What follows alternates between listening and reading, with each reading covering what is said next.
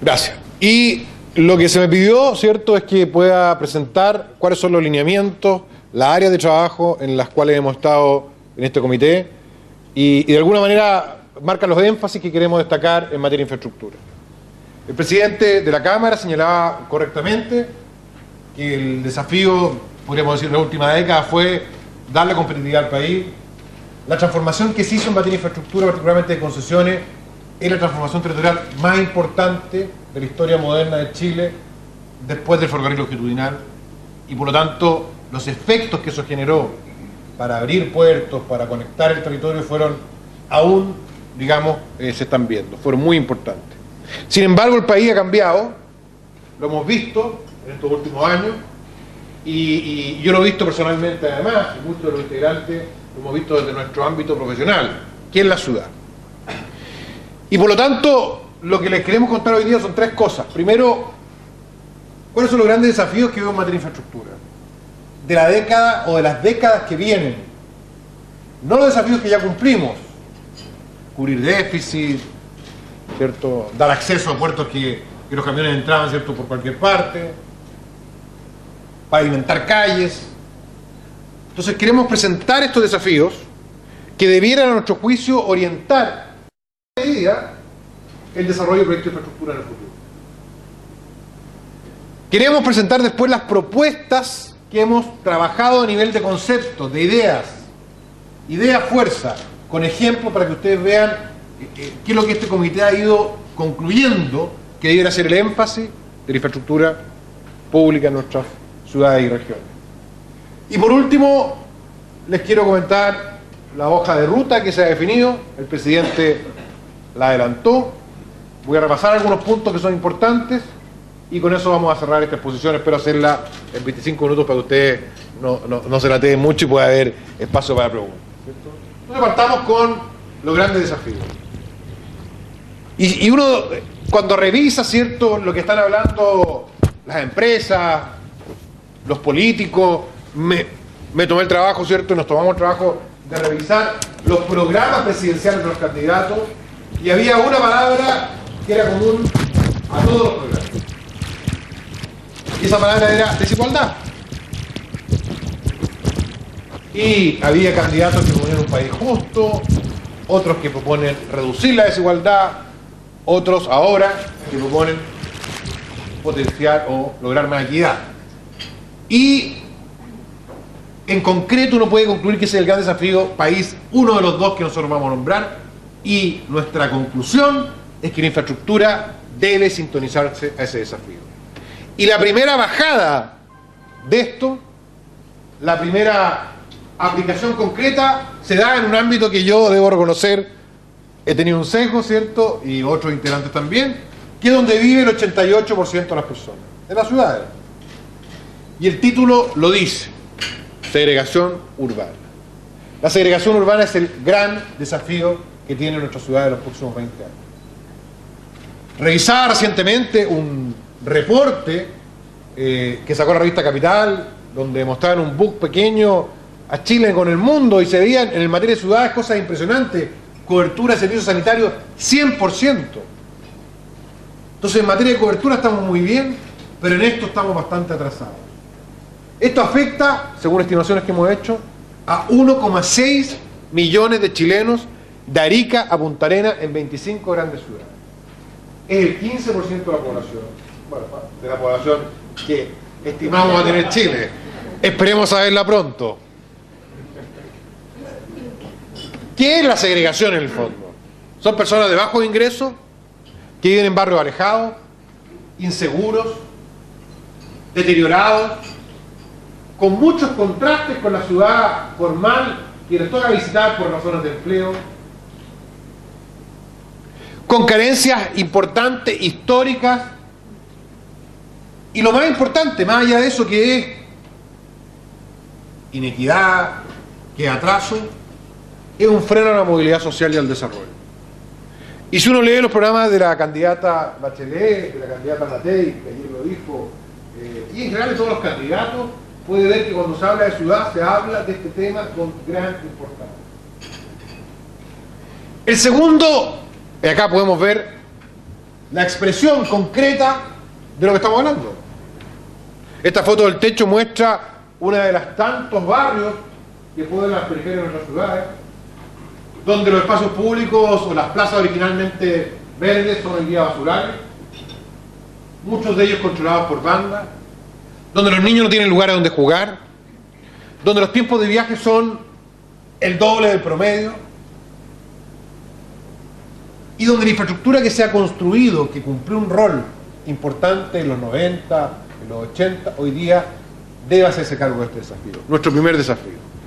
El segundo desafío es el centralismo, el gran problema que ahoga a este país, y también podemos verlo nosotros en la agenda de las empresas, de los candidatos, y por eso es importante que esté el representante en el Consejo de la Araucanía y el rector de la Universidad de Santa María, una universidad de gran prestigio en la quinta región, una región fundamental.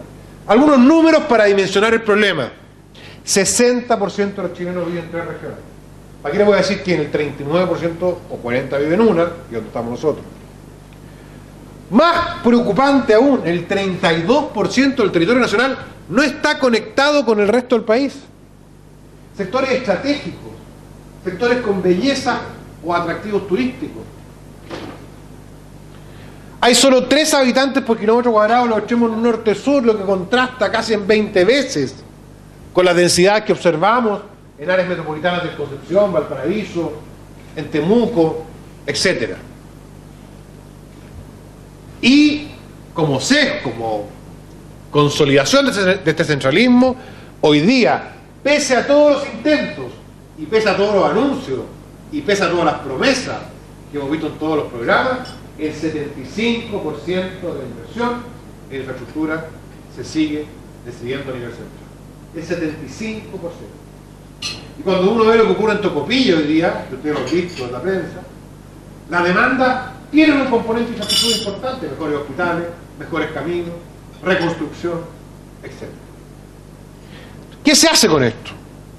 Lo primero es reconocer que y eso ha sido un consenso del Grupo Política de Infraestructura, es el gran desafío que tenemos, y ver cómo la infraestructura se puede sintonizar en ello, y yo creo que la transversalidad de todo orden, disciplinar, política, el hecho que estemos acá ad honorem, muestra que la voluntad que hay acá es transformar a la infraestructura en estas propuestas en una herramienta de integración para resolver estos dos grandes desafíos. Las ideas que les voy a mostrar ahora son ideas fuerza a partir de casos que creo que son importantes para mostrar cómo la infraestructura se debe sintonizar. Veamos el primero: transporte. Y parto con un ejemplo notable: el Merval de Valparaíso, el Metro Regional de Valparaíso, la cuarta etapa se llamó en algún minuto, que acercó a Valparaíso, que permitió que la gente quilpué y alemana pudiera llegar más rápido a sus lugares de trabajo, que renovó todo el sector del Parque Ana Álvarez y el borde costero. Esta es la infraestructura de calidad que están demandando nuestros habitantes, nuestros ciudadanos en las grandes ciudades.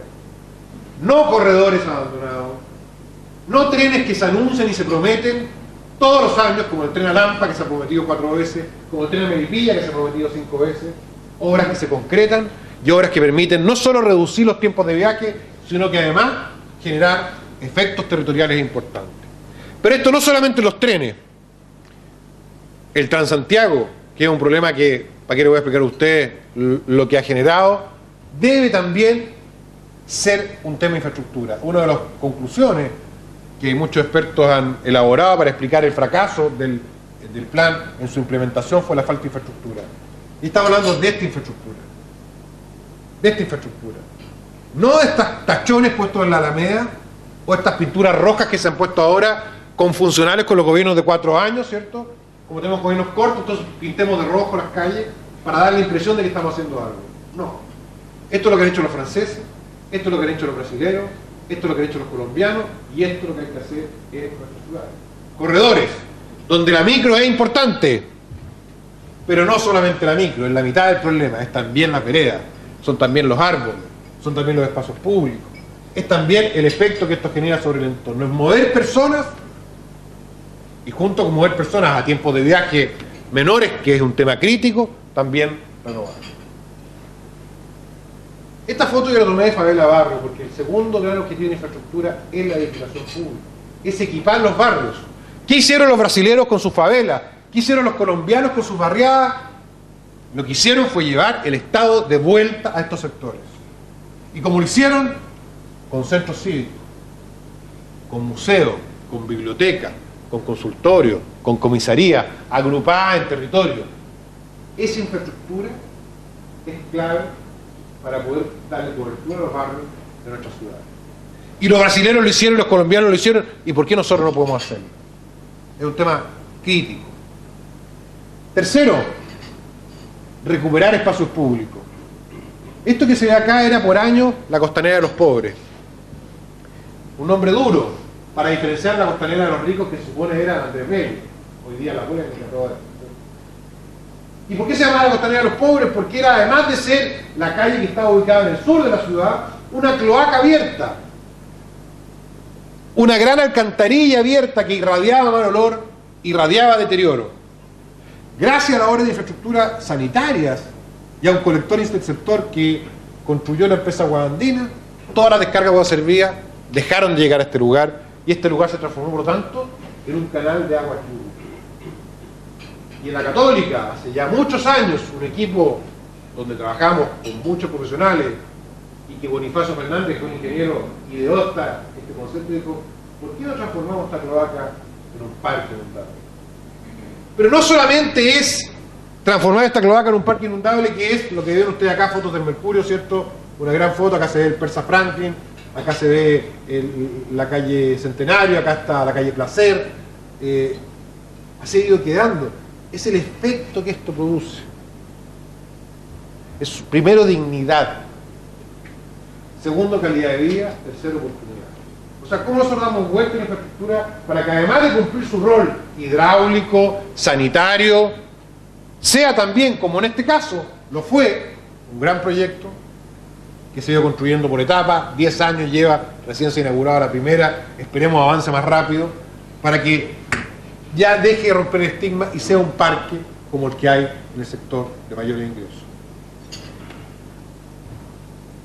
Por último, para nosotros la infraestructura en materia de segregación e integración social es esta foto de Antofagasta. Es lo que han hecho los catalanes, es lo que hicieron en Baltimore los norteamericanos, es lo que hicieron los ecuatorianos en Quito, es transformar nuestros bordes costeros en lugares que generen nuevos espacios públicos, generen nuevas economías para la ciudad. Antofagasta era una ciudad campamento de 300.000 personas, que movía gran parte de la economía del país y no tenía raya, y no tenía borde costero. Y la gente iba, trabajaba y se devolvía y compraba su casa en La Serena, y eso era todo, no tenía actividad. Pero hubo una visión de un presidente que dijo: hay que transformar el borde costero. Y hay que dar playas artificiales. Se construyeron 4 playas artificiales, se construyeron nuevas costaneras, se construyeron paseos. Lo que ven ustedes acá es el arreglo de toda la estación y el antiguo muelle.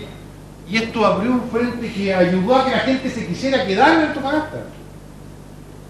Y permitió que la gente de los cerros, que siempre se ven bonitos los cerros de noche, porque las ciudades costeras recogen la pobreza, pudieran también tener un lugar para esto. Entonces la idea fuerza son hacer una concentración, una focalización, algo que parece hoy día estar como de modé, ¿cierto? Hablar de focalización, del gasto o de la inversión. Cuando uno lo dice, debe estudiar, porque hoy día parece que tenemos tantos recursos que tenemos que gastarlo de cualquier manera. No. Acá lo que se requiere, lo que hicieron los brasileños, los colombianos, es focalizar inversión pública en zonas segregadas. Tiempo de viaje, porque eso permite acercar los hogares a los centros de oportunidad, permite reducir la incidencia de ese tiempo en el salario, genera plusvalía, genera calidad de vida, pero como lo dije anteriormente, no con los corredores que hemos visto, estos corredores inconclusos, no con estos tachones, con trenes, con corredores que tengan áreas verdes, espacios públicos. Eso se puede hacer, lo han hecho países que tienen ingresos menores que nosotros. Tercero, recuperar espacios públicos y entornos. Ustedes recorren las ciudades y las periferias van a estar llenos de servicios, parques que nunca se terminaron, bordes fluviales en Valdivia, en Copiapó, hay proyectos en algunos de ellos, en Los Hornos. Esos proyectos que completarlos son infraestructuras hidráulicas, aumentar el equipamiento de áreas verdes. Cuando uno ve los indicadores del informe OCDE y ve que Chile está en el último lugar en materia de equidad, uno de los componentes es el acceso a parques, áreas verdes. Es un tema absolutamente fundamental y para eso se requiere nuevamente infraestructura. Esta es la infraestructura que estamos pensando y que permita además dinamizar la economía local. El segundo desafío vinculado al centralismo es lograr la descentralización. La infraestructura puede aportar, no es la única salida, pero puede aportar y mucho porque ya lo ha hecho. Ya lo ha hecho. ¿Qué estamos pensando acá? El presidente hablaba del documento que hizo Sergio Vitar. Ese documento venía de un documento que ha hecho anteriormente otro ministro y otro, que venía del Lago, de Frei, de Hurtado. Y uno empieza a revisar, yo he trabajado en estos temas y se da cuenta que las ideas van decantando de a poco hasta que florecen. ¿Cuál es la idea fuerza que está hecha de todos estos documentos en materia de infraestructura para la descentralización? Son tres cosas. Lo que muestra este mapa es Chile en el mundo, ese centro es casi el 50% de la población, y lo que ven en oscuro ustedes es la ruta 5, que es nuestra columna vertebral. Por favor, comparen la cobertura de la columna vertebral de Chile respecto al territorio nacional. Primer objetivo, alargar Chile. Alargar Chile y integrar a la red estas dos zonas extremas que hemos hablado anteriormente. Algo de ello se está haciendo con la concesión de la ruta 5, ¿cierto? De La Serena, Valledar, Caldera, el arreglo de la ruta 1, la ruta 7, que es el gran tema pendiente, que se avanzó. Esto es un tema estratégico. No solo para integrar sectores de donde viene, ¿cierto, Rodrigo? De su territorio acá, donde hay muchos paisanos nuestros, ¿cierto? Croatas, sino que porque este lugar, esta infraestructura, permite que la gente se pueda desplazar, permite que ese territorio se pueda colonizar, y más importante, permite aprovechar y capitalizar todos los atributos que ese territorio tiene. Lo segundo es ensanchar. Chile es un país angosto, lo sabemos, los 100, 200 kilómetros. ¿Cómo se ensancha Chile? Con las rutas transversales, que conectan la longitudinal con los puertos existentes y los futuros que hay que construir.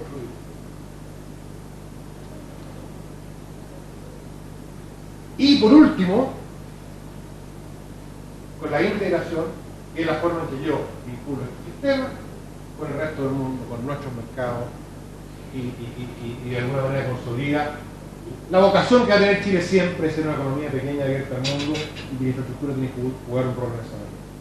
Este esquema que ustedes ven acá, que nos costó bastante poder sintetizar, a pesar de que se ve bastante simple digamos, es un esquema que recoge la idea fuerza donde tenemos que agrupar los proyectos. Veamos algunos ejemplos. La extensión de la ruta 5, que implica también cambiar esas metodologías de evaluación social que son muy importantes para racionalizar el gasto, pero que a veces impiden construir proyectos donde no hay personas, o no se miden bien las demandas que existen. ¿Qué impacto puede tener este proyecto? Este es un proyecto clave, estratégico en la integración. Esta es la ruta 7. Estos paisajes que se abren y que muy pocos acceden a ellos, van a pescar con mosca, ¿cierto? ¿Cómo lograr que eso tenga un acceso masivo? Que la gente pueda disfrutar de estos paisajes, que se generen nuevas actividades económicas relacionadas con el turismo. Realmente lo que hay ahí es impactante, pero no se puede hacer porque no hay cómo llegar, porque a veces hay que llegar por Argentina, y eso no es sostenible en un país que quiere ser integrado y romper el centralismo. Las rutas transversales cumplen un rol fundamental. Esta es la ruta 68, una de las primeras probablemente que se modernizó, después se concesionó con un doble túnel, hizo el Troncal Sur. Bueno, ¿qué es lo que viene a futuro con esto? Entonces, ensanchar Chile a través de las rutas transversales tiene una función estratégica en lo que hemos comentado. Les quiero mostrar un ejemplo solamente de lo que es una visión, que el presidente decía tener una visión. ¿Qué es tener una visión?